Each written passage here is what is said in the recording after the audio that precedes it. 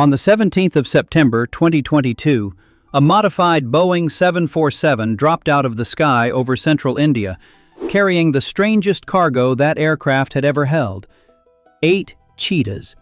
5 females, 3 males, each sealed inside a custom wooden crate, sedated, wired to monitors, watched over by a team of vets who had not really slept in 2 days.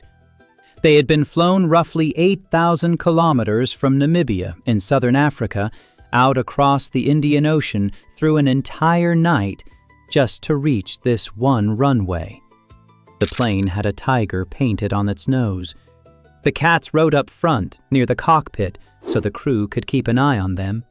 And when the cargo doors finally swung open and the first cheetah stepped down onto Indian ground, it became the first wild cheetah to stand in that country in roughly 70 years. Because India had not just lost this animal, India had erased it. Not reduced, not endangered, gone. Declared officially extinct in 1952. And the cheetah carries a grim distinction in that country. It is the only large mammal India has driven all the way to extinction in its entire recorded history. This flight, this absurd, expensive, internationally scrutinized operation, was an attempt to reach back across 7 decades and a whole ocean and undo that single loss. To physically carry an animal a nation had wiped out back from another continent and set it loose on the land it used to own. And I want to tell you up front, most of the stories you will have seen about this are either pure triumph or pure failure. India brought the cheetah home. India is killing the cheetahs it imported. Both of those headlines have been written, often by the same publications, often in the same year. The truth, when you actually pull it apart, is stranger and more uncomfortable than either, and it forces a genuinely hard question that conservation does not like to ask out loud. Stay with me, because what happened in the months after those crates opened is not what anyone on that runway was hoping for. But before the plane, you need the animal. And the first thing to understand is that the cheetah is not, despite how this story is usually told, some exotic African creature that India is borrowing. The cheetah was Indian. Deeply, historically, linguistically Indian. The very word we use, cheetah, comes from a Sanskrit root, chitraka, meaning the spotted one. This animal is stitched into the language itself. For thousands of years it ranged across the open grasslands and scrub forests of the subcontinent, from the dry plains of the north right down through the center, hunting blackbuck and chinkara and gazelle across exactly the kind of fast, open country it is built for. And it is worth remembering what this animal actually is, because we say fastest land animal so casually that it stops meaning anything. A cheetah can go from a standstill to 100 kilometers an hour in about 3 seconds. That is quicker than most supercars.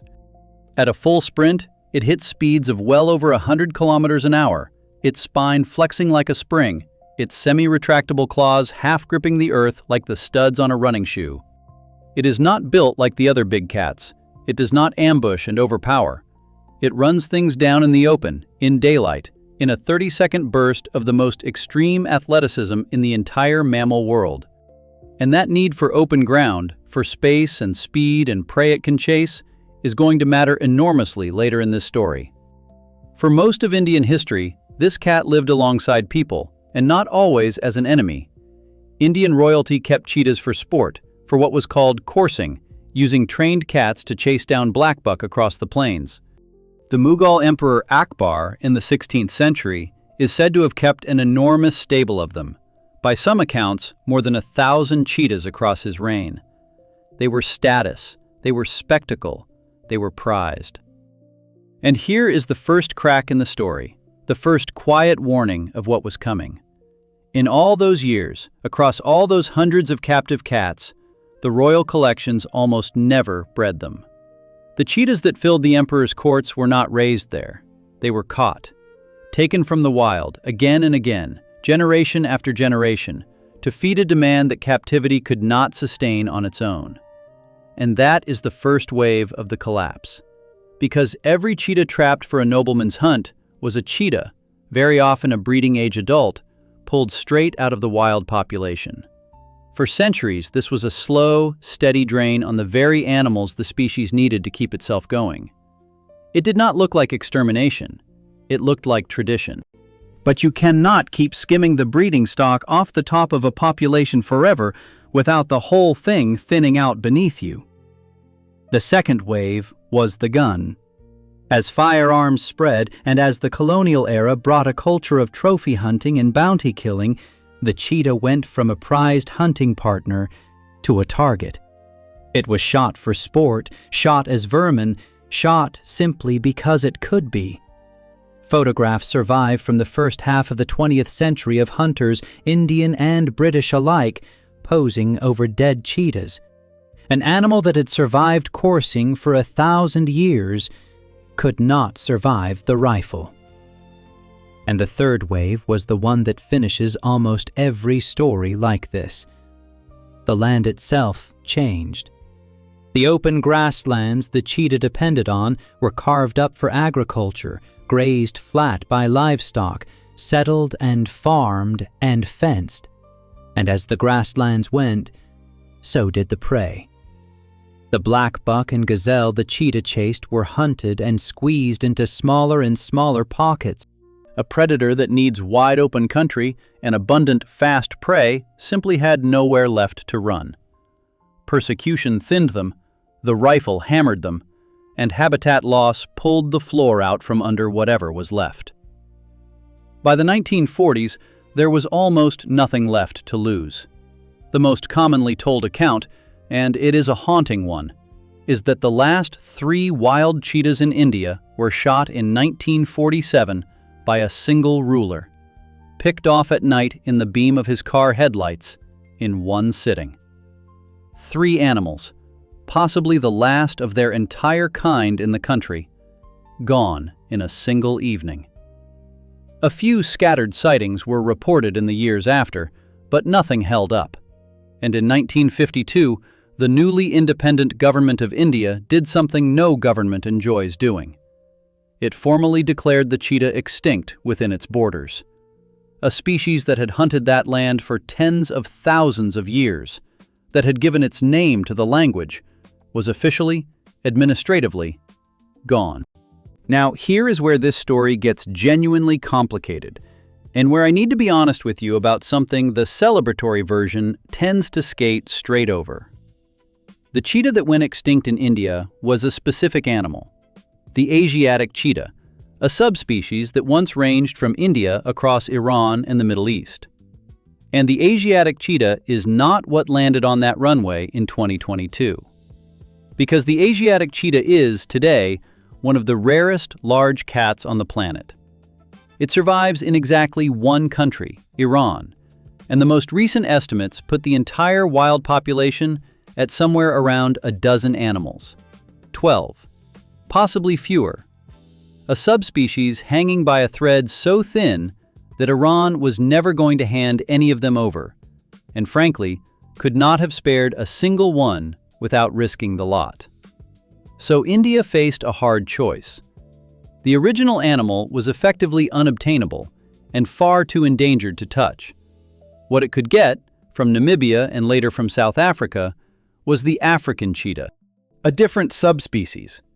Closely related, yes, the same species, but genetically distinct from the cat that India actually lost, separated from it by tens of thousands of years. And this is the heart of the scientific argument that surrounded the whole project from the very beginning. Supporters said, look, a cheetah is a cheetah. The ecological job it does is the same, and a functioning African cheetah on Indian grassland is infinitely better than an empty grassland mourning an Asiatic one that is never coming back. Critics said something sharper. They said this is not a reintroduction at all. You cannot reintroduce a subspecies you do not have. This is the introduction of a foreign animal into a landscape it never evolved in, and dressing it up in the language of homecoming is, at best, wishful, and at worst, a distraction from the much harder work of protecting the grasslands and the species India still has. Both sides, and this is the uncomfortable part, have a real point. But the project went ahead. The chosen home was Kuno National Park in the state of Madhya Pradesh in central India, a protected area of dry forest and grassland that had, in fact, been prepared for big cats for years, originally as a possible second home for India's Asiatic lions. Villages inside the park had already been relocated to make room. The prey base, deer and antelope and wild pig, had been allowed to build up. On paper, it was about as ready as anywhere in India could be. And the way they did the release matters, because they did not simply open the crates and wave goodbye. The cheetahs were first moved into large fenced enclosures inside the park, what are called bomas, a kind of holding pen, where they spent weeks in quarantine, adjusting to the climate, the smells, the local diseases, before being led into larger and then truly open areas. It is the same logic as the soft releases used in other reintroductions. You do not throw an animal that has just crossed an ocean straight into the deep end. You let it find its feet. The first 8 from Namibia arrived in September 2022. A few months later, in February 2023, 12 more flew in from South Africa, bringing the total to 20 cats on Indian soil. The most ambitious carnivore translocation ever attempted, the first time in history anyone had tried to move a large predator between continents and rebuild a wild population from it. And at first, the news was the kind of news everyone had been praying for. In late March 2023, one of the Namibian females gave birth inside Kuno. 4 cubs. The first cheetah cubs born on Indian soil in more than 70 years.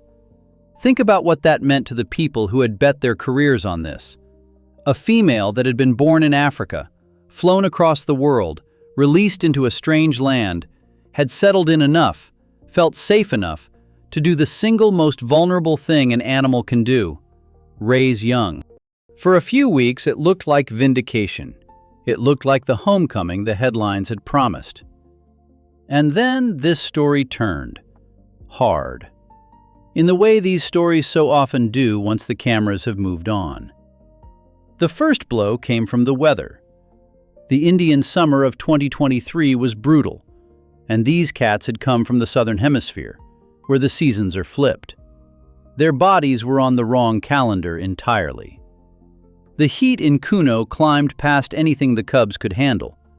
3 of those 4 newborn cubs died within weeks, in late May, from a combination of extreme heat, dehydration, and weakness. Only one of the litter survived. It was a gut punch, and it was only the beginning. Because the adults started dying too. And the causes read like a catalog of everything that can go wrong. One female died of a kidney condition she had most likely carried with her from Africa. A male died during a mating interaction that turned violent, a known and brutal risk when you introduce cheetahs to one another. And then came the strangest and most disturbing wave of all, and it is worth slowing right down on, because it is the part that genuinely shook the team. During the monsoon, the wet, humid season that followed, several of the cheetahs developed horrific wounds underneath their radio collars. The collars, the very devices fitted to track them and keep them safe, were trapping moisture against the skin in the relentless damp. The fur stayed wet, the skin broke down, flies laid eggs in the raw patches, maggots took hold, and the infections turned septic, poisoning the animals from a wound around their own necks. At least a couple of cheetahs are believed to have died this way, from collar-related infection, septicemia spreading from a sore that nobody caught in time. It was a failure nobody had predicted, a problem that came not from the African bush or the Indian forest, but from the technology meant to safeguard the project. The collars came off the rest of them in a hurry, and the survivors were brought back into enclosures for monitoring. By the second half of 2023, the death toll had mounted to a point the project's harshest critics seized on. Within roughly a year of the first arrival, a string of adult cheetahs and most of that first litter were dead. The newspapers that had run the homecoming story now ran the body count, and the government, defensive, pointed out, correctly, that some level of mortality had always been expected. that international guidance for cheetah reintroduction assumes a significant proportion of the founding animals will be lost in the early years, that this is, brutally, normal for a project like this. Both things were true at once. The deaths were within the grim range the science had predicted, and the deaths were still a catastrophe for anyone hoping this would be a clean and simple triumph. And this is where we have to talk about the deeper criticisms, the ones that go beyond any single dead animal. Because the people who opposed this project from the start were not, for the most part, opposed to cheetahs. They were worried about arithmetic. Start with space. A wild cheetah, especially a male, can range across hundreds of square kilometers. Kuno National Park, in its core protected zone, is only a few hundred square kilometers in total. The honest scientific question, asked loudly before a single cat was flown in, was simple. Is there actually room here for a self-sustaining population? Or are we building a very large, very expensive open-air enclosure and calling it the wild? Because if the cats keep wandering out of the protected area, as cheetahs naturally will, looking for territory, they walk straight into farmland, roads, villages, and people. India is not Namibia. It is one of the most densely populated countries on Earth. There is very little genuinely empty land. The space a cheetah needs and the space India has are not obviously the same number. Then there is prey. A grassland predator needs the right kind of fast prey in abundance, and a great deal of work at Kuno had to go into building that prey base up in the first place. Then there is the founder population itself, a small number of animals from which you are trying to grow a genetically healthy, self-sustaining group, which is a mathematically fragile thing to attempt. And then, hanging over all of it, was the question nobody in officialdom wanted asked directly. Was this primarily a conservation project, or was it primarily a project of national prestige wearing conservation's clothes? Because the optics were impossible to ignore. The first 8 cheetahs were released on the 17th of September 2022, which happens to be the birthday of India's Prime Minister, who personally opened the crates for the cameras. The animal that gave its name to the Sanskrit word for spotted was now also a photo opportunity, a symbol of a confident nation reaching back to reclaim something it had lost. None of that is automatically a bad thing. National pride has funded plenty of genuine conservation. But it does change the pressures on a project. When a program becomes a flagship, when failure becomes politically embarrassing, the temptation to manage the story rather than the science gets very strong. And several of the scientists who raised early warnings about space and prey and the subspecies problem found themselves quietly sidelined as the project became a national showpiece. So where does that leave us, 3 years on from that first landing? And here is where I have to be as careful and as fair as the science demands, because the story did not end at the body count, and the people who only remember the deaths of 2023 are now telling an out-of-date story of their own. Because the cheetahs kept breeding. After that devastating first summer, more litters came, and, crucially, cubs born on Indian soil began to survive. Cubs that have never known Africa, that were born in Kuno, that are growing up adapted from birth to Indian heat and Indian seasons in a way their imported parents never could be. By 2024 and into 2025, the number of India-born cubs had climbed well past the number of adults that had died, and the total cheetah population in the country, imported and native-born combined, had grown rather than shrunk. The collars were redesigned. The monsoon protocols were rewritten. The bitter lessons of that first year were, at real and painful cost, actually learned. And the plan was always bigger than one park. The long-term vision is what is called a metapopulation. Several separate cheetah populations established across multiple sites in central India, linked and managed so that no single disease outbreak or bad summer can wipe out the whole effort at once. A second site, Gandhi Sagar Wildlife Sanctuary, has been prepared to take cheetahs and spread the risk. The aim is not to recreate the lost Asiatic cheetah, which cannot be done, but to establish a free-ranging African cheetah population that does the ecological work the grassland has been missing, and in doing so, to make the case for protecting India's forgotten grasslands themselves.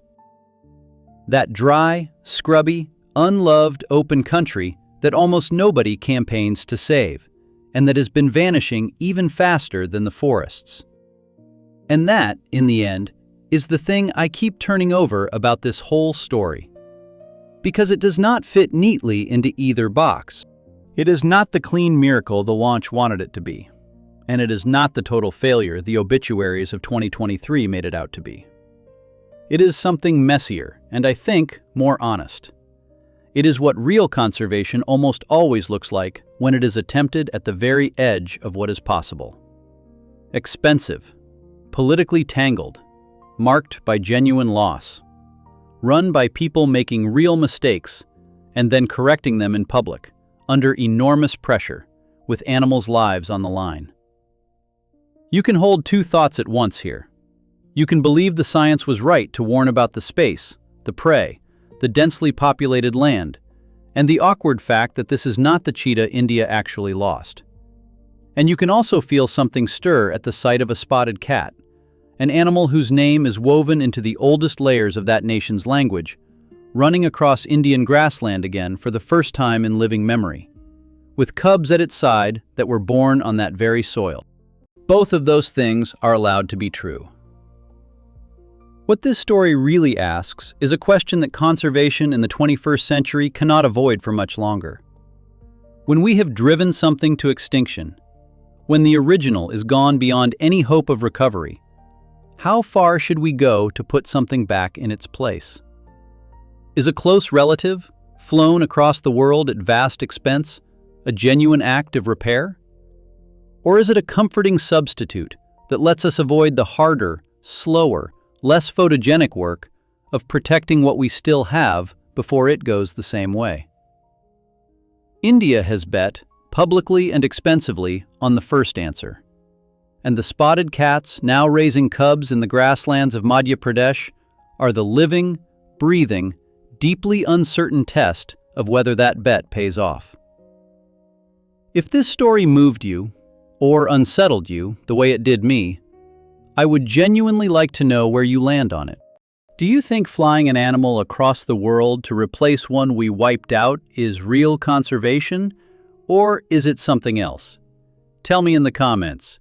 If it changed the way you think about what extinction really costs and what bringing something back actually means, share it with someone who would appreciate it. And subscribe, because there are more of these comeback stories, the triumphant ones and the complicated ones alike, than you would ever believe. And I have got plenty more to tell you. Thanks for watching.